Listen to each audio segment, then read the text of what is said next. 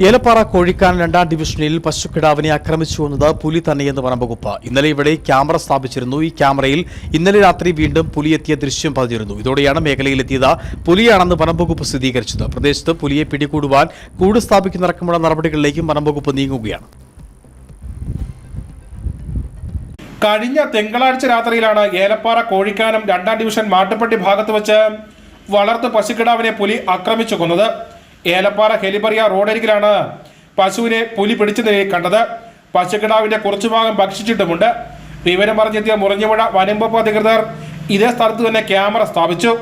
ഇന്ന് രാവിലെ ക്യാമറ പരിശോധിച്ചപ്പോഴാണ് പുലിയുടെ ദൃശ്യം ക്യാമറയിൽ പതിഞ്ഞത്.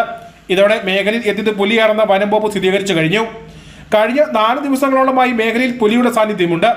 സമീപ പ്രദേശമായ ഹെലിബറിയ പുതുവലിയിൽ കഴിഞ്ഞ ഞായറാഴ്ച രാത്രി പുലി എത്തി. പ്രദേശവാസിയുടെ CCTV ക്യാമറയിൽ പുലിയുടെ ദൃശ്യം പതിയുകയും ചെയ്തിരുന്നു. ഈ പുലി തന്നെയാണോ കോഴിക്കാനത്തെത്തി എന്ന കാര്യത്തിൽ സ്ഥിരീകരണം ഉണ്ടായിട്ടില്ല. മേഖലയിൽ പുലിയുടെ സാന്നിധ്യം സ്ഥിരീകരിച്ചതോടെ പ്രദേശത്ത് പുലിയെ പിടികൂടാൻ കൂട് സ്ഥാപിക്കാൻ ഒരുങ്ങുകയാണ് വനം വകുപ്പ്. ഇതുമായി ബന്ധപ്പെട്ട റിപ്പോർട്ട് മേലുദ്യോഗസ്ഥർ നൽകിയതായി Murinjapuzha deputy forest range officer Sunilkumar പറഞ്ഞു. Idukki vision news, Peermade.